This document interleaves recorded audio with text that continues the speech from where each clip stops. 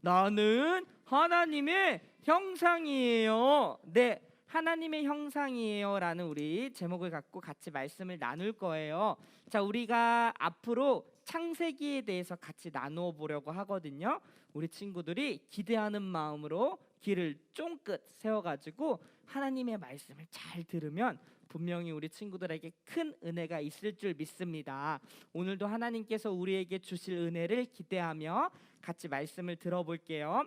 자, 우리가 잘 알고 있듯이 창세기는요, 성경의 첫 번째예요. 그리고 창세기에서는 뭐가 처음으로 등장하냐면 창조가 등장합니다. 그렇죠? 하나님께서 말씀하시니 태초에 천지를 창조하시느니라 라고 이렇게 나왔잖아요. 하나님께서 말씀하시니까 하나하나 다 만들어진 거예요. 하늘과 땅과 바다와 수많은 각종 동물과 짐승들, 그리고 여기에 보이는 해와 달, 물고기, 모든 것들을 하나님께서 만드셨어요. 우리 눈에 보이는 모든 것들을 하나님께서 말씀 한마디 하시면 그냥 퐁퐁퐁 생기는 그런 놀라운 창조 역사가 창세기에 기록되어 있죠. 그런데 하나님께서 첫날, 둘째 날, 셋째 날 지내고 여섯째 날 6일째 되던 해 누구를 만들었죠? 네, 사람을 만들었어요. 우리 친구들 너무 잘 알고 있구나. 근데 하나님께서 유일하게 사람만을 독특하게 특별하게 만들었는데, 자, 우리 본문을 같이 한번 읽어볼게요. 준비 시작. 하나님이 자기 형상 곧 하나님의 형상대로 사람을 창조하시되 남자와 여자를 창조하시고, 하나님께서 6일째 되던 날에 남자와 여자 즉 사람을 창조했는데요, 특별하게 만드셨어요. 어떻게 만드셨냐면 하나님의 형상대로 만들었다라는 거예요. 다른 동물과 어떤 식물, 나무들, 눈에 보이는 것들은 그렇게 만들지 않았어요. 유일하게 사람만 하나님께서 하나님의 형상대로 만들었다라는 거예요. 아니 목사님, 하나님의 형상이 그럼 뭔데요? 좋았어. 오늘 하나님의 형상에 대해서 우리가 잘 살펴볼 건데, 하나님의 형상으로 사람, 그러니까 나도 사람이잖아.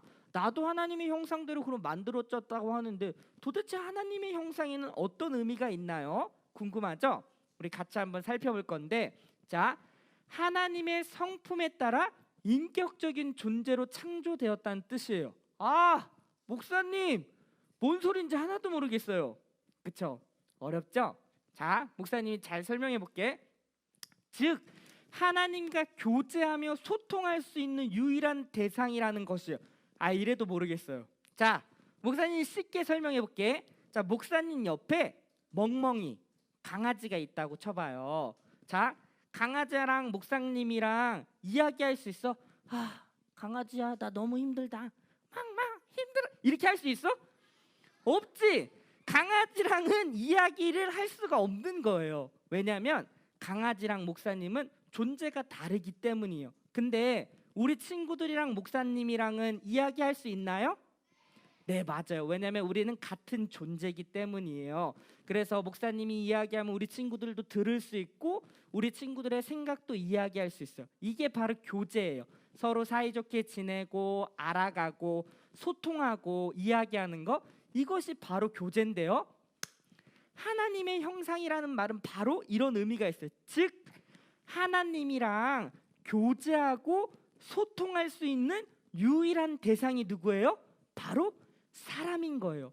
멍멍이들, 다른 동물들 IQ가 1200이 넘는 슈퍼토끼가 와도 하나님이랑 교제할 수가 없어요. 물론 목사님이 그 멍멍이한테 응 이렇게 하면 멍멍이가 이게 무서운 감정은 느낄 수 있지만 소통할 수가 없어. 왜냐하면 멍멍이는 영적인 존재가 아니에요. 우리만 유일하게 하나님과 교제할 수 있는 대상으로 하나님께서 사람을 만드셨어요. 그러니까 하나님의 뜻을 알고 하나님께서 원하시는 것을 알 수 있는 유일한 대상은 바로 사람이라고 할 수 있습니다. 그러니까 하나님의 형상대로 지어졌다라는 것에는 이런 의미가 있는 거예요. 자, 요거 하나 정리했어요. 자, 두 번째 의미를 한번 살펴볼 겁니다. 하나님의 형상은 도대체 뭔지. 아니, 목사님 이상한 문자야, 이거 그림이야. 자, 히브리어예요. 우리 친구들도 알면 좋을 것 같아서 갖고 왔어요. 자, 히브리어는 오른쪽에서 왼쪽으로 읽어요. 요거 읽으면 뭐라고 하냐면 젤렘이라고 읽어요. 젤렘. 자, 따라해봐요. 젤렘. 젤렘은 형상이라는 뜻을 젤렘이라고 표현하거든요. 근데 여기에는 동상이라는 의미가 있어요. 자, 우리 강화문에 가면 이순신 장군 동상이 있어요. 우리 친구들 봤어요? 네, 본 사람도 있고 아직 못 본 사람도 있는데 이순신 장군이 아주 멋있게 름름하게 강화문에 가면 딱 이렇게 서 있어요. 근데요, 이 형상이라는 단어는 동상이라는 의미가 있는데요. 자, 목사님이 질문해 볼게. 이순신 장군 동상은 이순신 장군이랑 똑같을까? 자, 좀 헷갈리지. 그러니까 사실 똑같지 않아요. 왜냐하면 동상은 이순신 장군을 본떠서 만든 거잖아요. 그리고 이순신 장군은 지금 죽었어요. 그러니까 이순신 장군이랑 이순신 장군의 동상은 같지가 않는 거예요. 그런데 우리 친구들, 그 당시 창세기가 쓰여졌던 당시에는 그 동상이 그 사람이었어요. 그러니까 그 동상은 그 사람. 예를 들어서 다니엘서에 보면은 느부갓네살 왕이 나오는데 느부갓네살 왕의 동상에게 절하지 않는 자는 나에게 절하지 않는 것이다 라고 해서 풀무불에 다 그냥 이렇게 던져버리는 아주 무시무시한 왕이 있었어요. 그러니까 그 당시에는 동상과 그 사람을 동일시했다라는 거예요. 동일시. 이해가 되죠? 지금은 동일하지 않았지만 그 당시에는 동일시했다라는 거예요. 저 단어를 그렇게 썼다라는 거예요. 그러면 우리가 이렇게 정리할 수 있어요. 자, 보세요. 하나님의 형상으로 사람이 지음 받았다며. 그러면 사람은 하나님의 형상이잖아. 그치? 그러면 하나님의 형상은 그 당시에 하나님이잖아. 그럼 뭐야? 나는 하나님이네? 이렇게 되는 거예요. 그쵸? 이해돼요? 근데 좀 이상하지? 목사님 약간 이단의 냄새가 지금 슬슬 나는 것 같은데 하나님이 나라뇨? 이게 무슨 소리예요? 물론 아니야.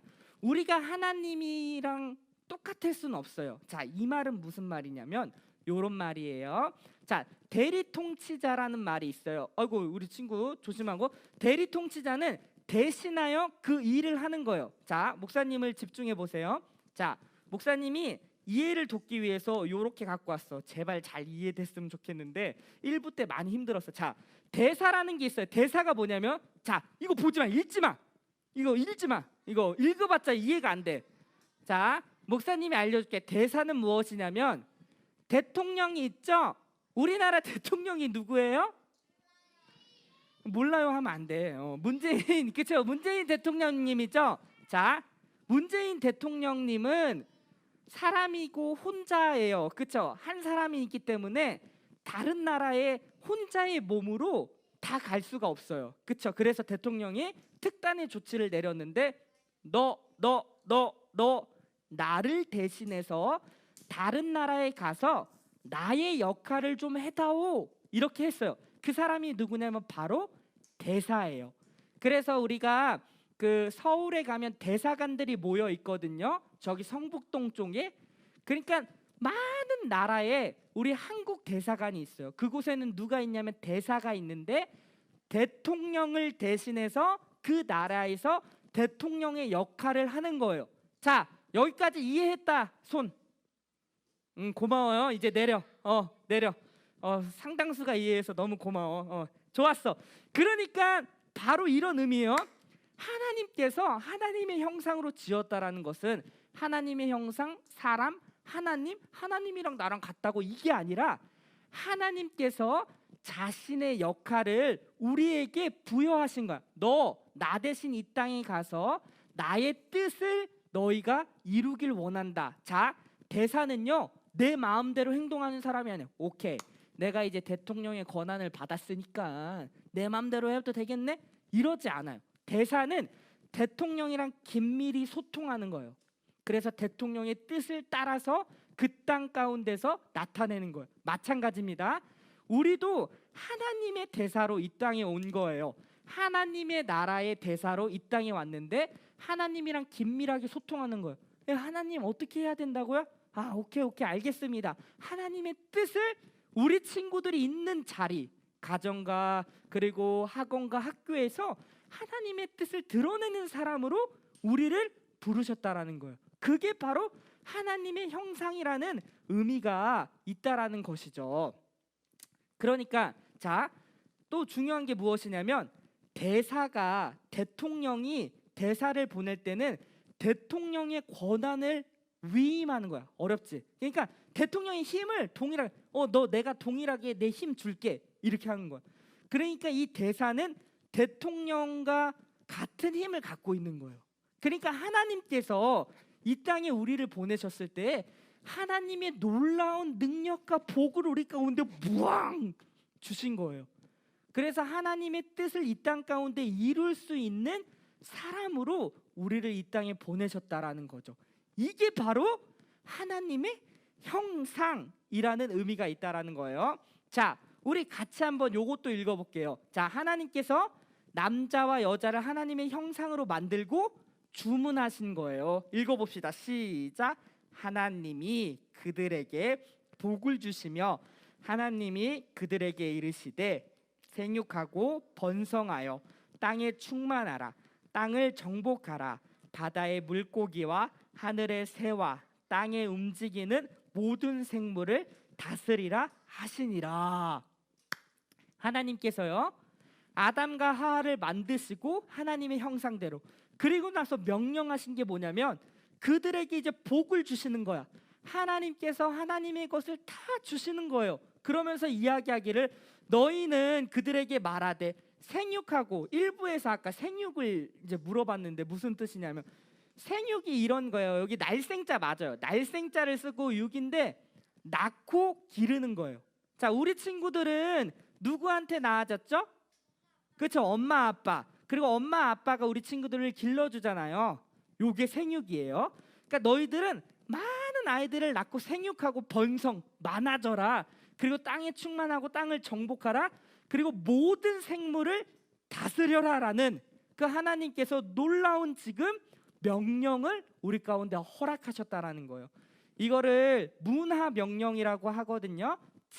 그러니까 우리 친구들을 통하여서 하나님께서 이 땅 가운데 하나님의 뜻을 나타내길 원하신다라는 거예요. 자, 이것이 바로 창조의 목적입니다. 자, 다시 한번 하나님께서 에덴 동산을 다 만들어 놓고 아담과 하와를 지어 놓고 유일하게 하나님과 교제할 수 있는 대상 아담과 하와를 만들어 놓고 너는 내 뜻대로 이 에덴 동산을 다스려라. 이것이 창조의 목적이었어.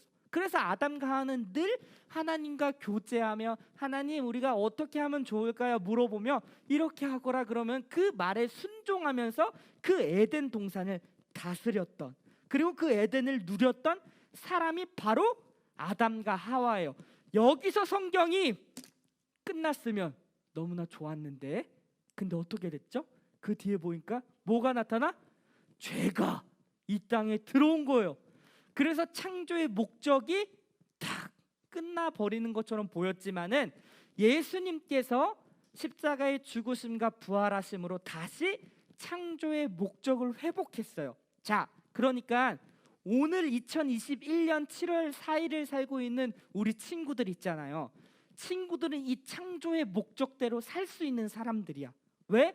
예수 그리스도를 통하여서 우리가 다시금 회복되었기 때문에 우리는 하나님과 교제하며 하나님의 뜻을 이 땅 가운데 나타낼 수 있는 사람이 되었다라는 것입니다. 우리가 존재하는 목적이 이거예요. 나는 왜 이 땅에서 살죠? 나는 왜 여기 지금 살고 있는지 나 잘 모르겠어요. 자, 우리가 사는 목적은요 이런 게 아닙니다. 돈을 많이 벌고요, 좋은 직장을 얻고요, 힘을 가져야죠. 그래야 성공하는 거 아닌가요? 세상은 그렇게 평가해요. 돈 많이 벌면 너 성공했구나. 좋은 직장을 얻으면 너 성공했구나. 이렇게 하지 마. 그러면 그에 반해서 그렇게 못하는 사람들은 실패했다라고 세상은 말하지만 하나님의 평가 기준은 그게 아니에요. 하나님의 평가 기준은 바로 이겁니다. 너희들이 돈을 많이 벌건 적건 좋은 직장을 가건 그것과 상관없이 너 나랑 진짜 긴밀하게 교제하며 내 뜻을 네가 네 삶 가운데서 드러냈느냐? 이게 하나님의 평가 기준이에요. 우리가 마지막 날에 하나님 앞에 설 때 반드시 물어볼 겁니다. 저요 돈 엄청 벌어가지고 성공했어요. 이거 먹히지 않아요. 먹히지 않아요. 뭔 표현이? 자, 하나님이 그런 것들로 우리 친구들을 평가하지 않는다라는 거예요. 중요한 겁니다. 세상은요 그렇게 우리를 평가하지만 하나님의 평가 기준은 돈을 많이 벌고 적게 벌고 그리고 좋은 직장에 가고 좋은 학교에 가고 그런 것들로 평가하지 않는다라는 거. 근데요 목사님은 축복합니다. 우리 친구들 좋은 학교 가길 원하고 좋은 직장도 얻길 원하고요. 돈도 많이 벌면 좋겠죠. 하지만 우리의 삶의 목적은 그게 아니라는 겁니다. 그렇게 안 된다고 해도 실패한 인생이 아니에요. 어깨 피십시오 우리 친구들. 실패한 인생이 아니라는 거예요. 그렇게 못하더라도 내게 주어진 삶에서 하나님과 늘 교제, 뭐죠? 하나님의 말씀과 하나님께 기도하는 것으로 하나님의 뜻을 알고 하나님의 뜻을 내 삶 가운데 나타낸다면 하나님께서 그 어떠한 것보다도 기뻐하신다라는 삶이에요. 그러니까 우리가 직업을 선택할 때도 그러한 목적을 갖고 있어요. 내 목적은 돈 엄청 많이 버는 거야. 그러니까 나 이거 할 거지. 그래요? 나도 깜짝 놀랐네. 앱에서 뭘 찾아? 깜짝 놀랐네. 우리의 성공은 그게 아니에요. 그러니까 어디까지 했지?